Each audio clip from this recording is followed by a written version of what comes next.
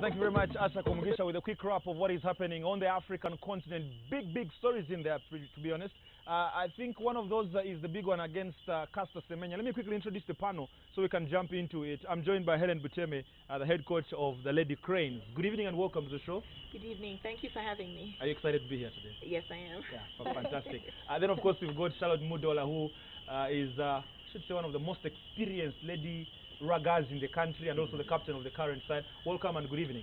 Thank you very much and thanks for the invite. Before we jump into the rugby, which of course is the main issue tonight, I want us to have a feel into the Caster Semenya story, which Asha has really talked about. Look guys, I'm not a scientist, so maybe I don't understand the whole difference on where what is placed on a woman, what is happening where. But by the general explanation of it all, and I've just been telling you this during the break, for me, it's utterly unfair. Utterly unfair that a lady who has done so well is going through all these court cases, and if we're talking about nature, then, like I was saying before, it means if I'm taller than you in height, which is really my genes, I shouldn't compete against you in high jump, which really is a silly way of looking. But what's your general comment? Yeah, I mean, I totally agree. When you look at the best players, the record holders in whichever sport around the world, they're not the norm. They are exceptional, and it's something in their genetics which is different from everybody else. So saying that women should have certain levels of like hormones is ridiculous, because that is what makes you as an individual. There's no really a particular range. So trying to like fit people into a particular range will just like sort of make everybody normal, and then you will not get the best players being the best players. Look at Michael Phelps. He had unusual morphology, different from other people, and it helped him win all those swimming medals, you know.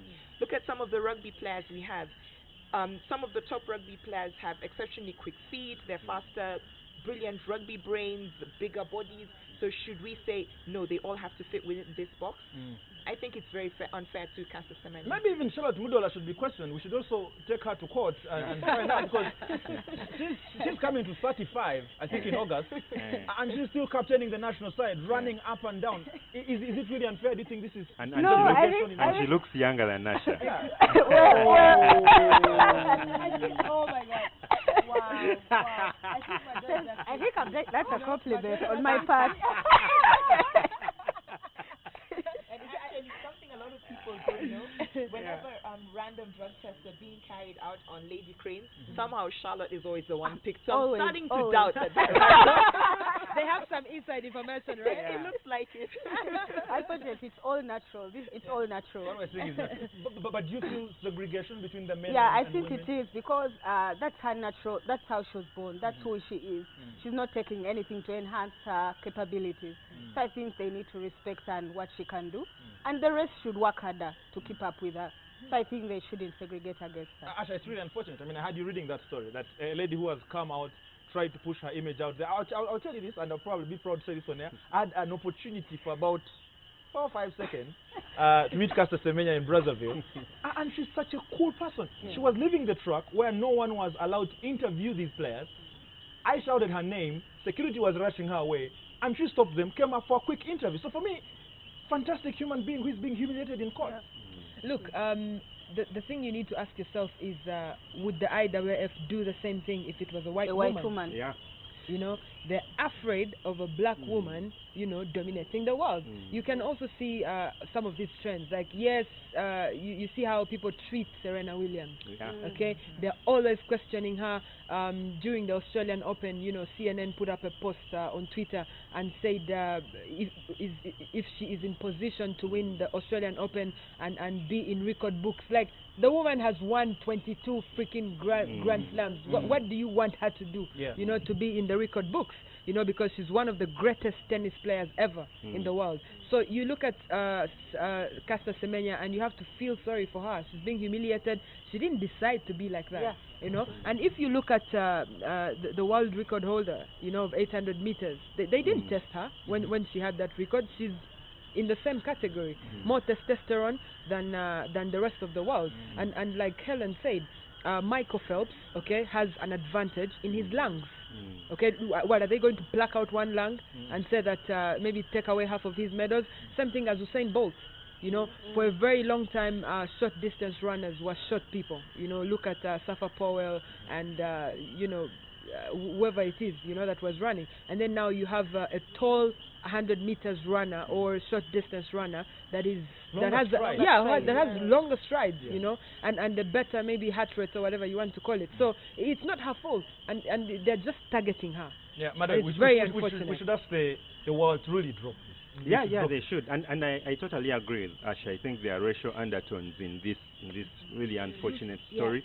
And actually, she talks about Serena Williams. I don't know if you guys were following the story of this Australian cartoonist who depicted her in this.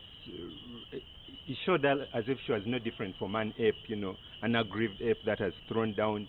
If it can hold a racket and it's whining. This was after Serena had reacted negatively after losing, the faculties of her senses during that US Open final.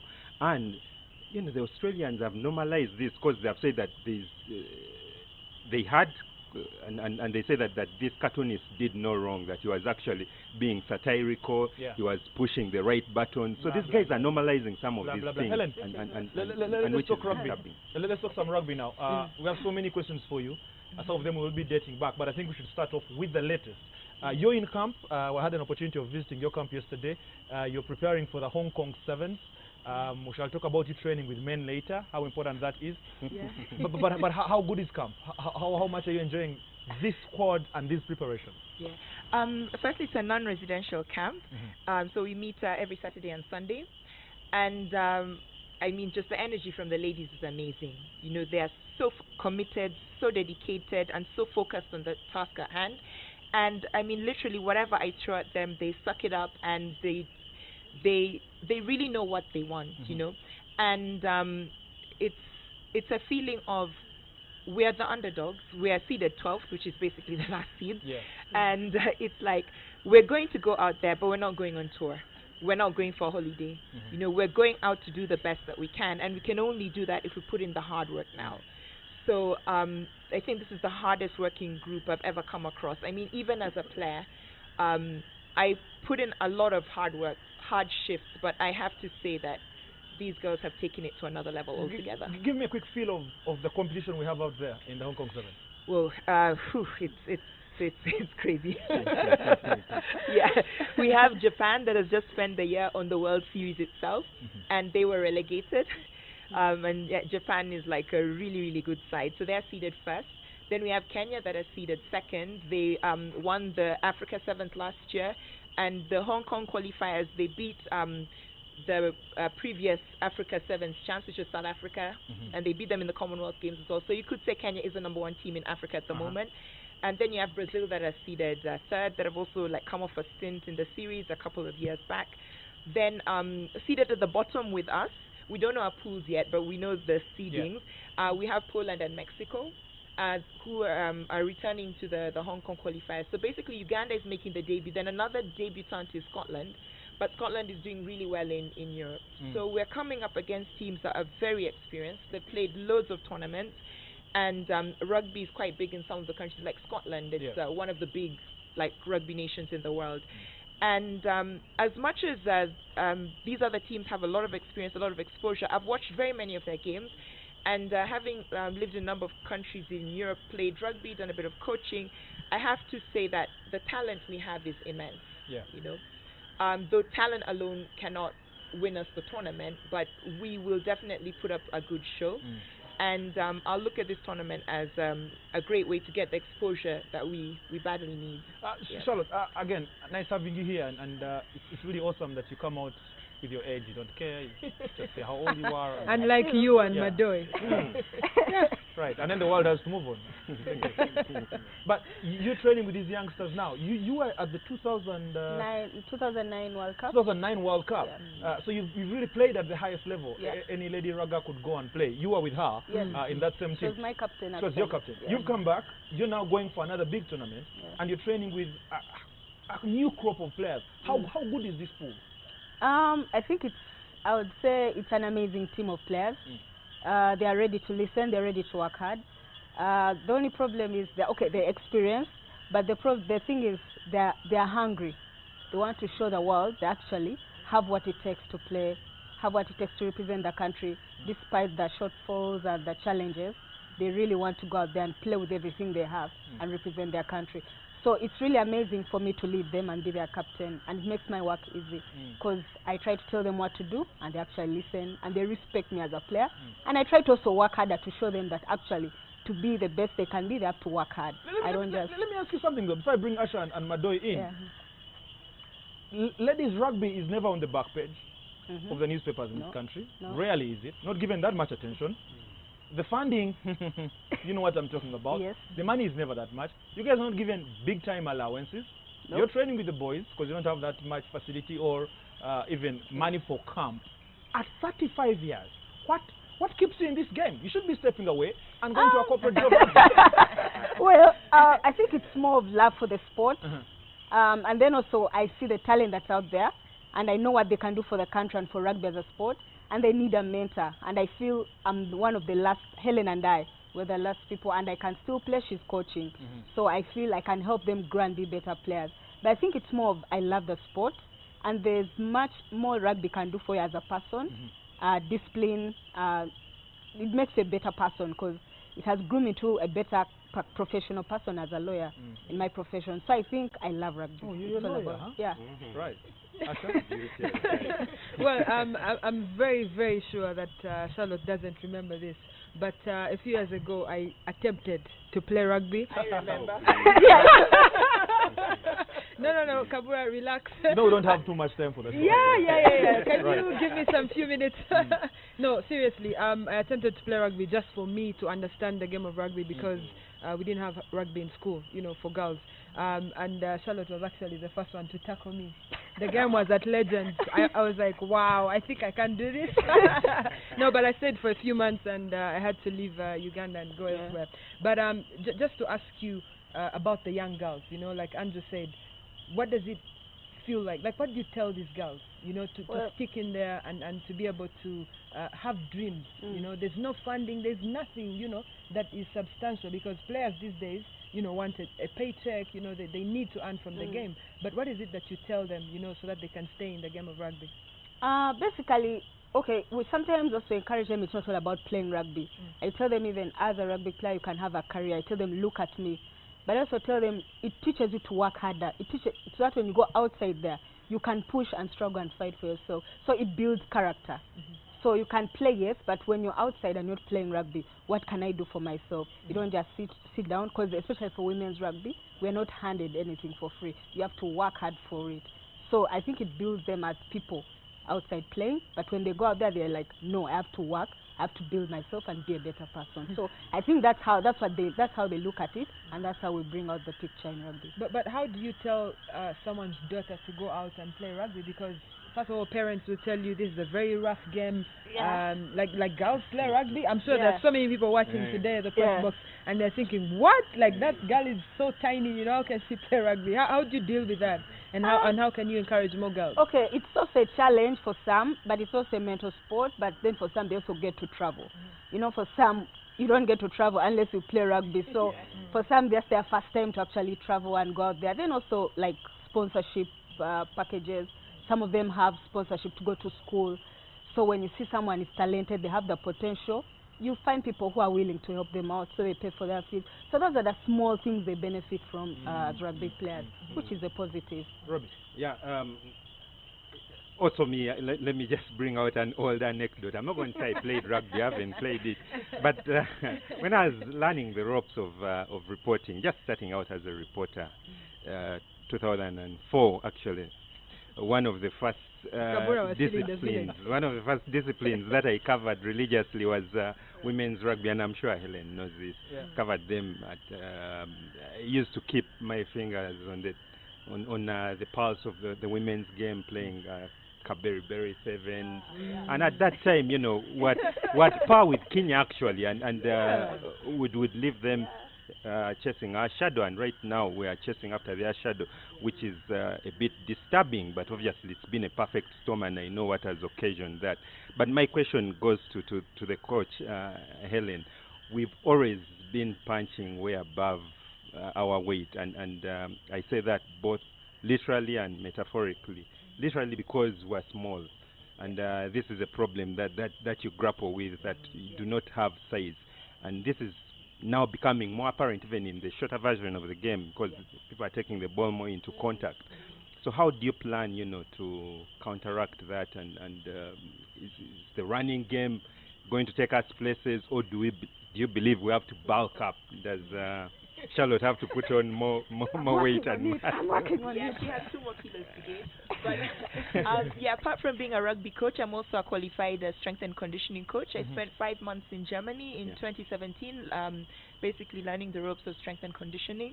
So I have my girls on a rigorous strength and conditioning program, and it's paid off dividends. I've had some girls gaining up to 6-7 kilos within a year. And so they have to go to the gym, lift weights, and there's certain coordination things they have to do, lots of road work, sprints, and stuff like that.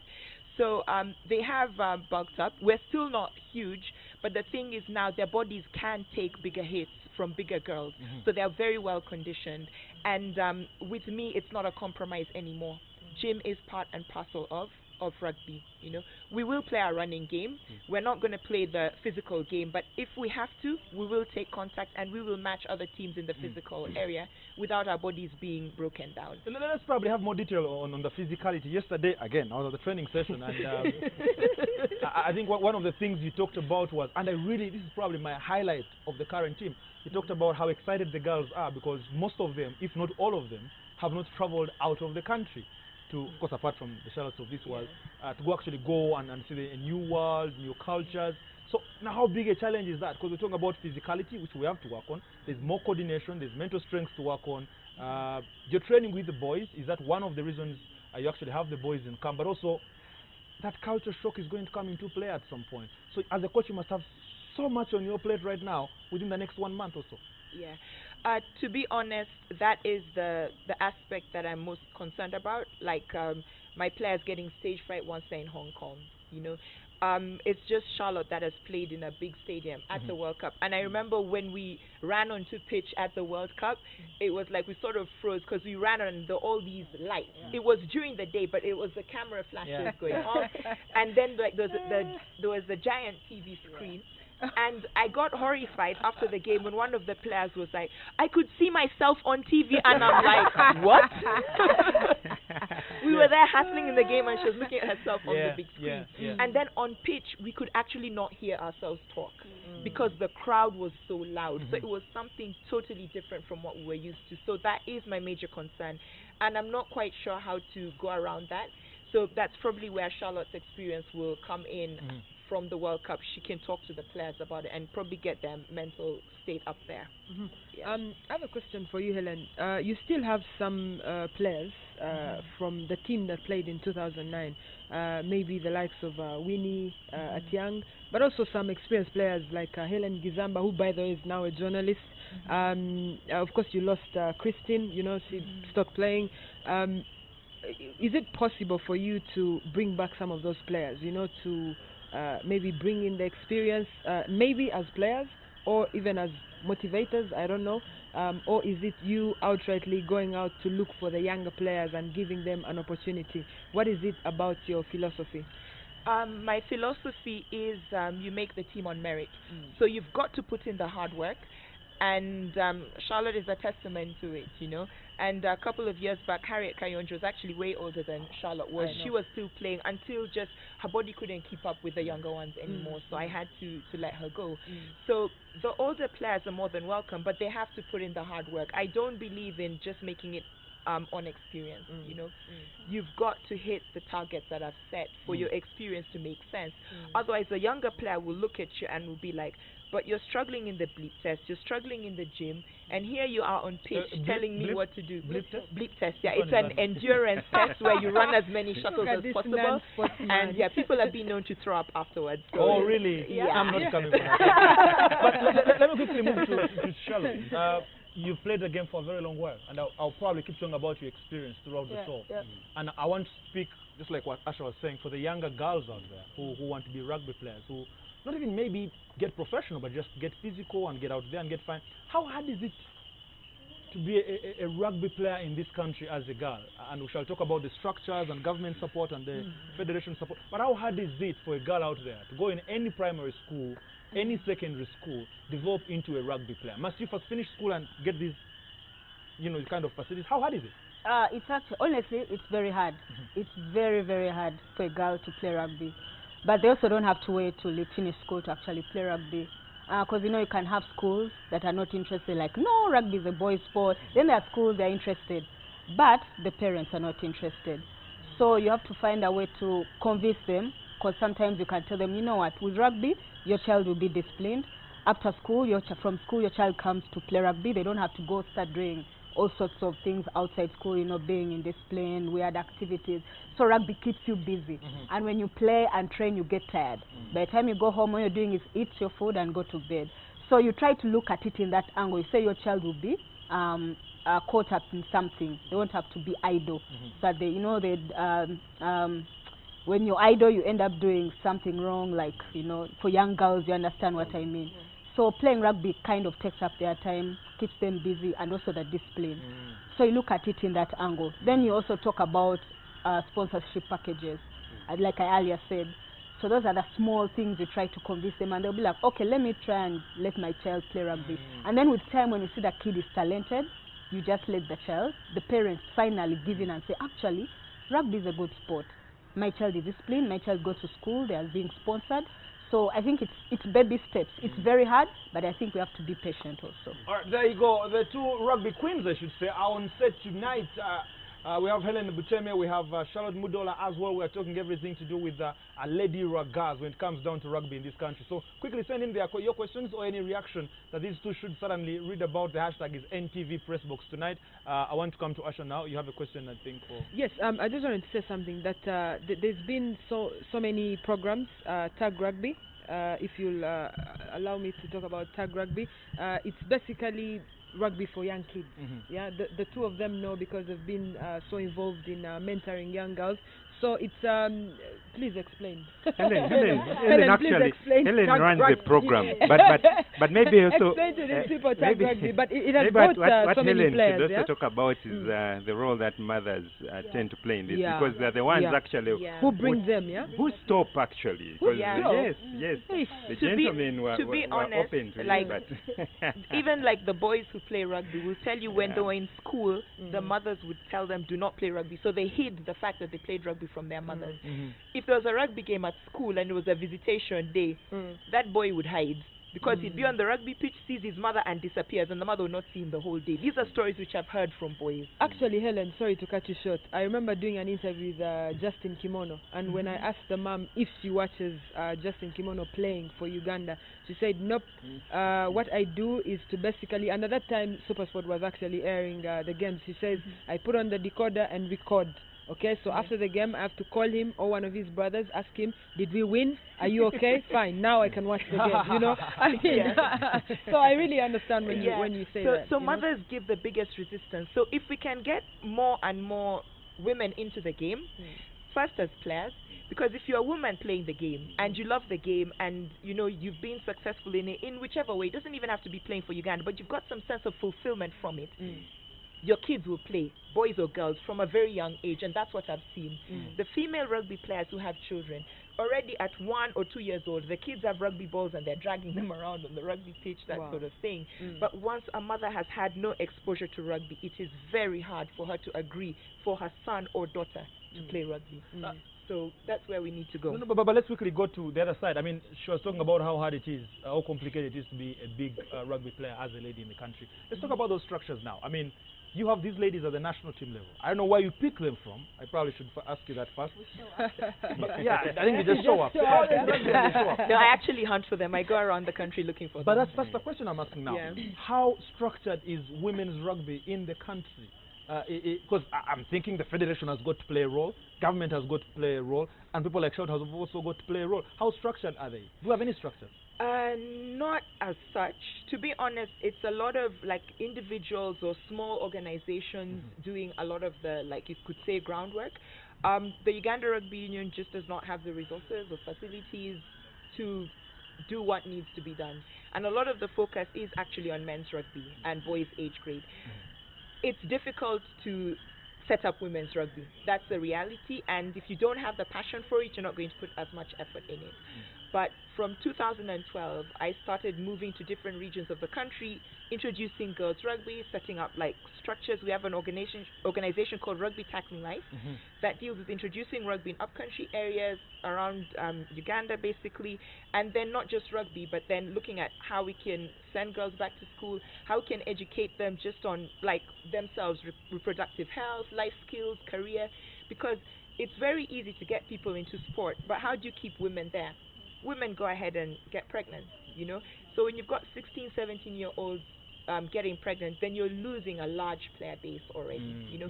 If girls are out of school, how do you convince them to take up a sport that is not rewarding them financially?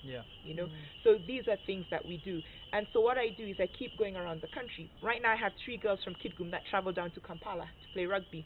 About 6 girls from Jinja. I've got 3 girls from Entebbe. Somebody comes from Mukono. You know, then you've got the Kampala girls.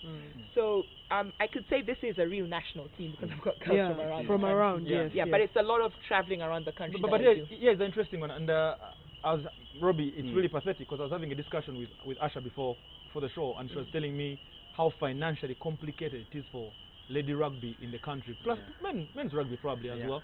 And she was telling me they organize car washes to make money to fund the team. Is that an allegation? No, it's car washes. I've heard of them moving around with the digging bowls. Car washes we did like many years ago, but then sometimes when we're stretched.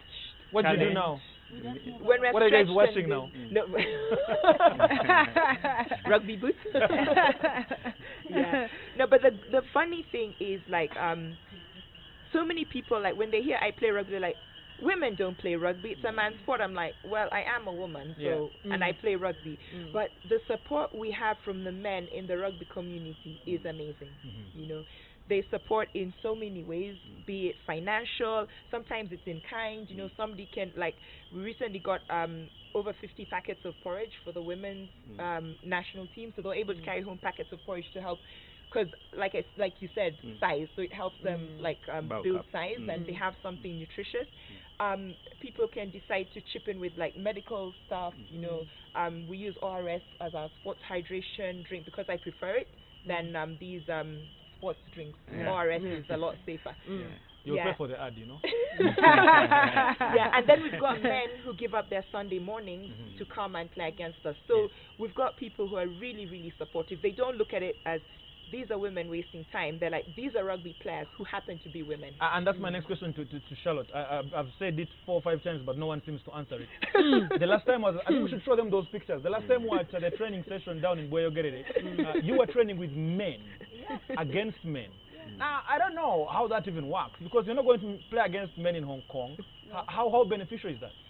It's very beneficial because they are physical. You know, men, they're physical and they're very fast. And then it also builds confidence in the girls. Because you notice at some point when the girls were playing, they kept moving the ball up and down, and they were actually going in. So in a way, it builds their confidence. That's when they're playing against fellow women, they're like, easy peasy, I can actually play against these girls. I've done it against boys. Why not against girls? So, and that's what helped us in Botswana actually to make it to the final. The mental strength. Because rugby is all about the mental strength. So I think that's what it builds mainly if we play against the boys. And they also tell us, you know what, you have to push. They try to push us. When they see over pushing, they reduce. So basically they're trying to play with that mental strength. Robbie and Asha, probably one final question for them, then I'll ask one more before we wrap up. I think mine is the funding. I don't know, and I've always had this discussion with Helen about, you know, the women being more aggressive and creative in the way in which they can source for this funding.